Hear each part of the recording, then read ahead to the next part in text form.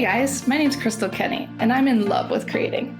All things artistic and imagination involved. I'm an American girl who chased her creative dreams all the way to Paris, France, making a living using photography. This podcast takes you inside the stories of all the artsy folks I've met along the way and gives you that extra push to discover your creative gifts. The desire to create is deeply inside each and every one of us, and I give you the tools and inspiration to find a new way of living a more creative life. This is La Vie Creative, the podcast.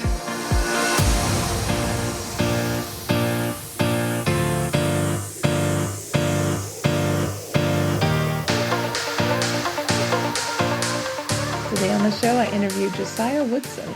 Josiah is originally from Ohio, but moved to Paris 12 years ago. We talk about his work from playing the trumpet, the guitar, and many more instruments. His work took him all the way to working with Beyoncé and even winning a Grammy for his work. I hope you guys enjoy the show today. Welcome to the show, Josiah. How are you today? I'm doing well. Thank you for having me. I am so excited to talk to you today. You have been very busy in Paris, very busy all over the world, and working in the jazz scene for quite some time now, working in the musical scene. But I want to go back to your roots of where you're from and what brought you to Paris. Okay. Well, where I'm from, well, at least musically speaking, I was born in Ohio, but I grew up mainly in California from the time I started actually playing music.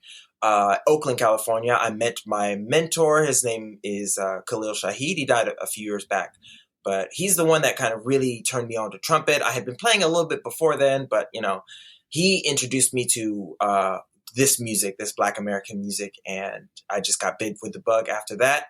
I studied at Oberlin Conservatory for undergraduate. And then I went to England Conservatory for a master's, went to New York from there. I got married a few years after that, and then we decided to move to Paris. And what made it Paris the pick? Were you both Francophiles? Is she French? No, well, we're separated now, yeah. But no, she's actually from Ohio, same as me.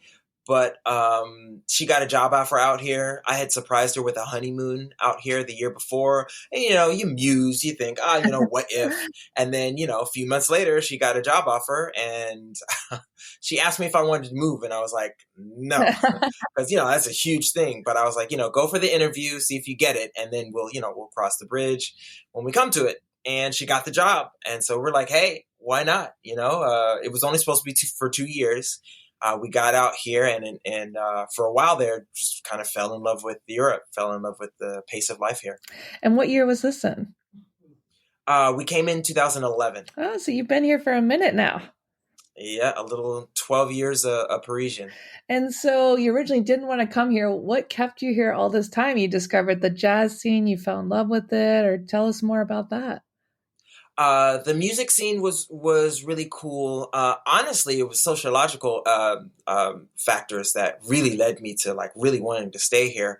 How European society, specifically France, treats artists in terms of our quality of life, all the way to the quality of our performances and what they see us as. It's just, I don't want to say more evolved because I don't want to put down the States, but it's just there's a lot of inherent respect, especially for the music that I get up there and play. And that is palpable. So right away, you just get a different sense of what you are, what you represent to the people around you.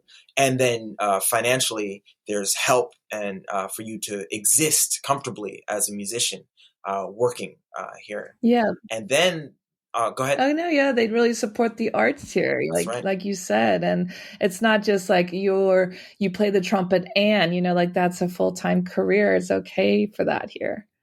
Exactly, and it's respected. Like, oh, okay, yeah, you're an artist, and then all right, great. Yeah, that's so true, and so many of my guests have said the same thing about that you are more allowed to be a full-time artist here, and there's support for that. Right. That's right. And it must be working for you. So you play the trumpet, you play the guitar, and talk a little bit about your music. Do you write your own music as well? Obviously, tell us what that process is like. Yeah, okay. The first thing I say when people ask me, either what instrument do you play or what is your first instrument, once they know that I play multiple, I really say that my instrument is music. Mm-hmm. And that would mean the trumpet, the guitar, the bass, piano, the flute, all that stuff are my tools. And at different levels on each tool, I'd like to use them for different jobs. But music is really the thing that I do. I do have one album all the way already out to my name that came out in 2017. That was Sweet Elemental, and that just had 4.5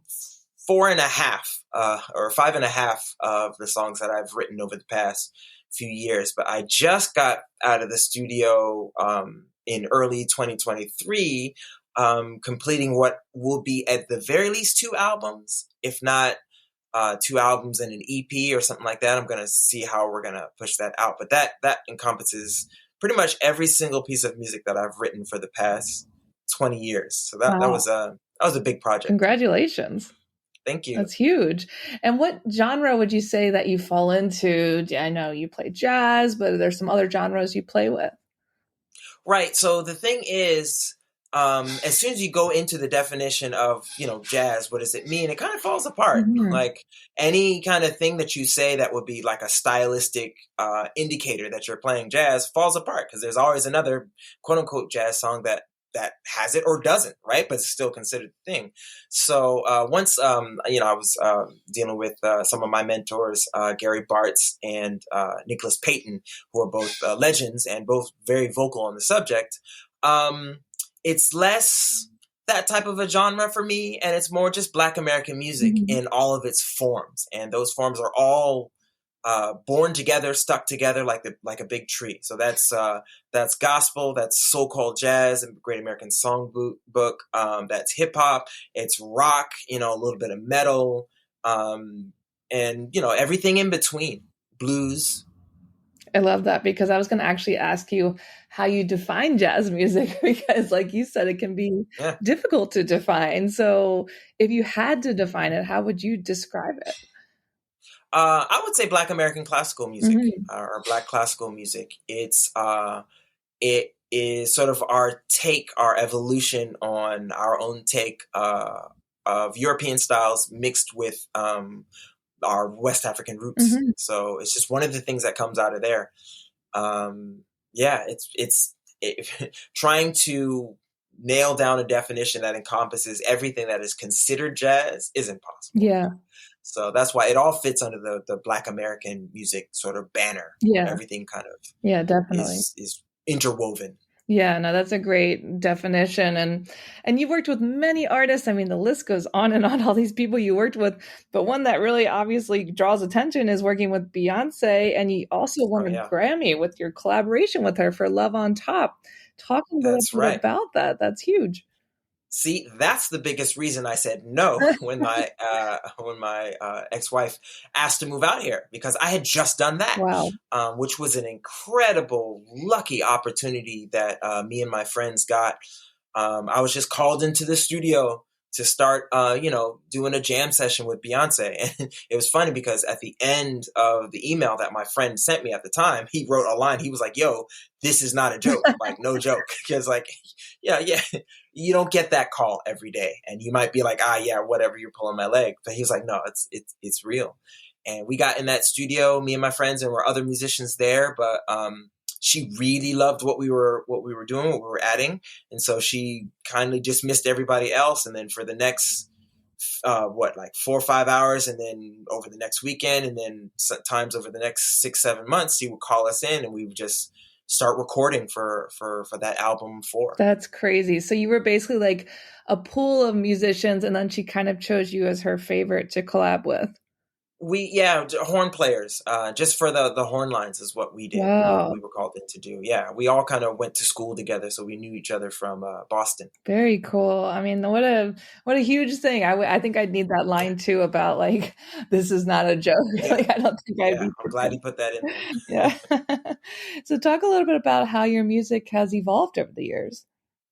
All right. So specifically coming to France, the first thing being able to relax a little bit more, like not take every single gig that comes across my view, because of the system that they have set up here, has allowed me to spend more time developing my own craft. So right away, the depth or the breadth of what I'm able to attempt has changed. Like, for example, when I was recording that project earlier on in this year, the third day of the project was a room full of 15 strings performing a suite that I had written for my quartet along with strings. So it's just like, I wouldn't have had the time to even attempt such things if I was taking every gig that came across my plate, because I had to, because that takes time to prepare, it takes time to write, it takes time to conceptualize, all that stuff.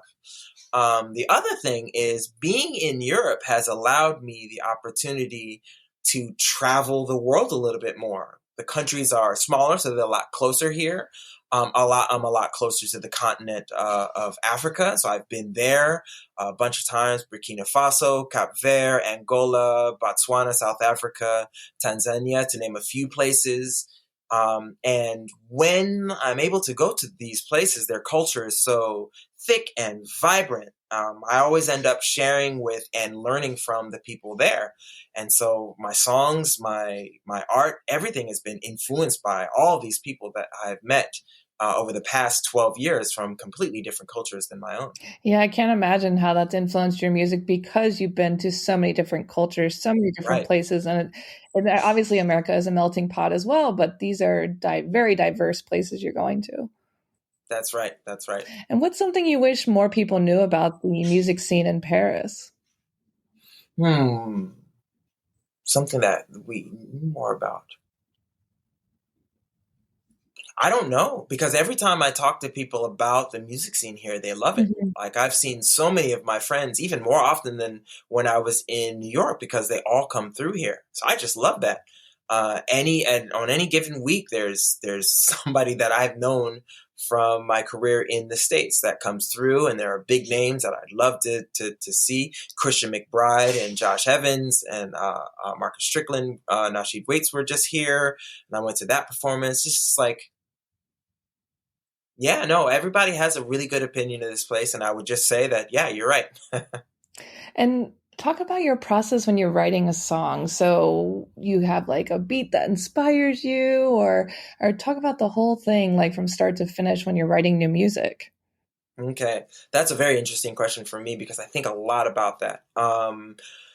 I would hear over the years some of my mentors and legends and masters talk about how, they went through a period where, they wrote, 20 songs a day, 10 songs a day for a few years, and they got all these stacks of songs and just churn them out. And that's how they got really good at it. They learned what works and what doesn't work. For me, that was never the process.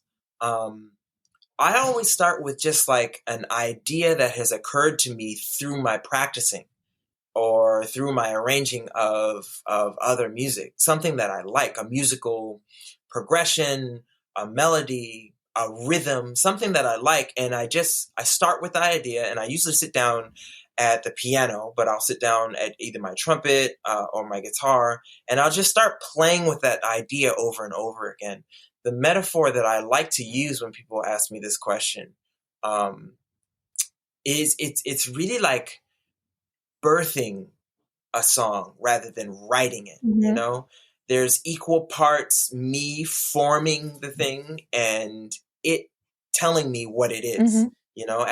As I play parts of it over and over, I end up adding little bits here and there over the course of a couple of years, really, to write some of these songs. It hasn't been since my time in the conservatories that I've written a song in less than a week at the time, because it was an assignment. But now they take a long time. But I really enjoy my process, because that means that everything that comes out of that process, I really mean, and I already have a relationship with it when it comes out. A long relationship, it sounds like. That's right. And how do you feel when you're creating music? It depends. I was listening to some comedians talk about their process, and it's very similar, because we look at comedy similar to how we look at music, as if it's just magical and it just happens and without much, meticulous input. and listening to comedians talk about it, yeah, they work on their timing, they work on their inflections, they work on the pacing, they work on the order in which they put the material out. What is going to give them the biggest laugh? And one of the things that they said in this interview was that once you create the joke, especially if it's like a live sketch thing or what have you, it's funny then, but as you go over and over and over, it loses that sort of surprise, hysterical funniness to you. Mm-hmm. And so what you, the artist, has to do is remember that it's funny, trust that it's funny, and trust that the people that are going to hear it are going to feel that initial thing that you felt, or probably, or most likely going to feel that initial thing. They're not going to see all the meticulous things that went into it that kind of, for you at least, take away from the magic of the art that you created. So when I create a song, it sometimes loses that bit of shininess that it had to me when I first came up with the whatever concepts that I'm putting in the song. But then when it comes out, I have to remind myself that these people, everybody else is hearing it fresh, and they're hearing it in their own way. So I can't even know how they're hearing it, and just to trust that, that they're gonna feel that initial feeling, or at least feel that feeling was there when I created the song. Does that make sense? Yeah, because like you said, you've been sitting with it for so long that you're like, right, is this even good anymore? It's kind of like a painter too. Like they're looking at this painting for way too long, and they're like, oh, I don't even like it anymore. That's right. All I see are the mistakes because I've been staring at this. Yeah. So how do you know when a song is finished? It's like cooking food. I really like metaphors, seriously. But it's when it tastes good. When you've thrown in the right seasoning, when it's sizzled just right. That's how you know. And it's different every time. And do you really love playing with other musicians? Are you more independent? Like, how does that work for you? I love it all. Whether it's my project or somebody else's project that they're leading, it's always a very fun experience, sharing this art and sharing this language with other people and getting closer to them and being influenced by them and hearing how they're influenced by you, just becoming musical friends and not just, regular friends. It's like another bond. Mm-hmm. And so that part of my career has been very fun. Are there some favorite venues you have in the city or places you recommend for first-time visitors who want to check out the music scene here? Of course, yes. One of the things I really like about the club Duc des Lombards is it's right on Rue des Lombards, next to, or a couple seconds walk from Le Baiser Salé, and Sunset, which is a club with an upstairs and a downstairs, so they can have two concerts at the same time. So the first thing I do is recommend people go to the Baiser Salé, and right next door they have two other clubs, so they can choose whatever they want. Outside of those three clubs, I think my favorite venue in Paris has to be the New Morning. Mm-hmm. Just the variety of shows that I've seen there, the variety of the shows that I've participated in there. It's just a great place, and you feel it when you walk through the door. So those are the four places that I would recommend to people coming in town. Yeah, that's some great advice. I know people are always looking for new places to see music, and there's such a wide variety in Paris. And I think what always shocks me is I've seen some great musicians here, and they're never quite that full. I mean, you can get really close to some of your favorite musicians because they play in these kind of small venues a lot of times. That's right. That's a very good point. I will say I saw Beyonce at Stade de France. That was not intimate. Yeah. she's not doing that. But I will say a few years ago, I played an impromptu gig at the Baiser Salé with one Dave Chappelle and Mos Def, who just happened to come through, and they called a few people, and I was one of those people that got called, and people didn't know about that. Yeah. So Paris is that magical place where something like that can happen. Definitely. I think it's very special in that way. Yeah. And what is the importance of music in today's world for you? Why does music matter today? First of all, music is just like that magic thing. Music is that thing that can cut past your intellect, past your defenses, and just reach your heart. and reach your soul and reach how you feel, and either give you an outlet for how you feel, or showing you how you feel about something, or changing your mood in a certain situation where you might need it. Music is resilience. Art is resilience. And in these times where there's so much strife in the world, art is the thing that people need, because art's the thing that helps people get up the next day and go do what they have to do. Art is resilience. Music is resilience. Yeah, I completely agree. And I know a lot of musicians I've interviewed, they've said the same thing about it. It's a way to connect without language. You don't That's right. have to speak the same language. That's exactly correct. And how would you define creativity in your own words? Creativity is self-expression to me. And it comes from an artist that understands that at the same time of being incredibly unique and the only one of them that has ever existed, that our art is kind of like a grain of sand that just, and that it matters, it counts, but it just makes up one piece of the tapestry of art. I love that. Yeah, everyone has a different answer for this, and I couldn't agree more. It's just like a grain of sand. You said, like you said, you got to make up your own, and it all comes together. And tell us some of the stories from your career that stand out the most, like times you were playing. Was there any crazy things that happened? Any special moments that really stand out in your career? Yeah, one time a while ago, besides the whole Beyonce story, which is just, I still look back and I think, oh my goodness, I can't believe I did that. Yeah. But I had the opportunity a few years ago to perform a gig with one of my instrumental heroes, and that was Branford Marsalis. I have a friend in North Carolina where my mother lives, and he called me to do a gig.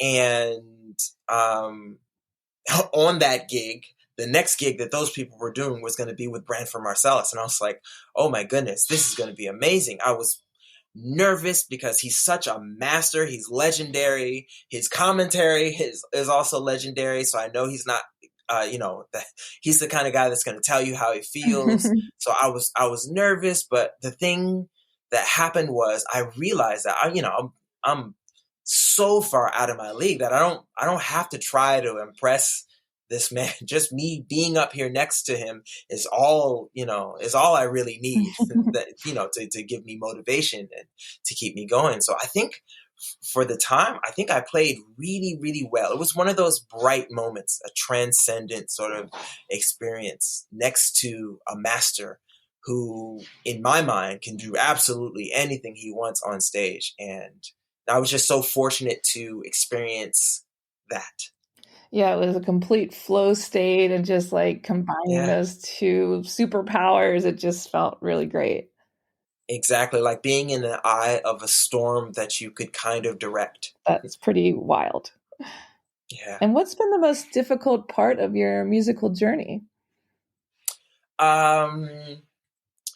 Musical journey. Well, it's like my musical journey, as so many others have found, it's because it's such a contracting, networking, up and down. It mixes business with friendship, which can be sometimes a little bit of a difficult thing. If you're having problems with Kathy in resources, you kind of just don't like her. You guys can still continue working together. But if that happens in my field, you just don't get called for the next gig. Yeah. And, it's no hard feelings. It's just like, I don't really feel you like that. And so that part, the uncertainty of it all, can be very, very challenging. Mm-hmm. The other part that's very challenging, this day is a great day, this modern age, for the accessibility to technology. Everybody can access that technology. And so on the surface, it would seem like even more people have a chance to get out there and make this a career, let people see who they are, be heard. But, with the streaming platforms and how things work today, that hasn't exactly been the case, even though that it can seem like that. And so what it calls on musicians to be is not just masters at our craft, not just masters at, organizing, booking gigs, promoting the gigs, doing our own social media managing. And it's just all those hats that we all have to have on every day. That can be a little bit draining. Whereas an artist, we kind of just want to focus on the art. And we recognize that any time away from that is a time away from the very thing that is the reason we do this in the first place. So that, sort of, I guess you can call it work-life balance in there, or work balance. But that can be a challenge. Definitely. I can imagine that Curren in HR is not the same as Joe from the club, No, not at all. And talk about the best part of your musical journey. What's the best part of your job? You talked about it. The best part of my job is when you're in that flow state. You're at the edge of your ability physically on the instrument. You're at the edge of your understanding of the music. The time is happening. The music is happening. The people are in front of you. They're in it. Time kind of stands still and speeds up at the same time. And your emotional front is just like soaring through the universe. It's that sort of nexus moment, to be a little bit of a Trekkie, that we all as musicians really just try to get back to. We're sitting here practicing every day to get back to that moment where we were on stage and everything was just in sync and firing on all cylinders. And to be completely in the moment, which is so rare. That's right. Especially with technology today, we're all other places watching cat videos or whatever we're doing. That's right. And we're all guilty of that. Yeah. Yeah. And what are you most excited about for your future projects? I'm excited to get this next set of albums out and get out there and start getting back on the festival circuit and just putting the project that once again I believe has that magic that I felt when I initially finished writing each piece, and just present that to people around me in a wider and wider audience. That's the thing that I'm looking forward to doing. Well, that's a lot to be excited about. And where can people check out your music, learn more about you, and connect with you?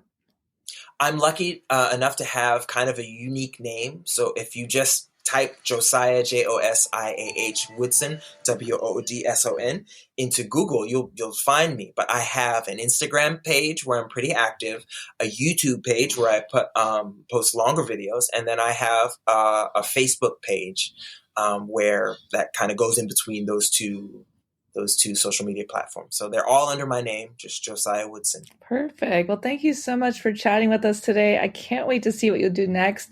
And we'll share a little bit of your music at the end of this show as well. Thank you for having me.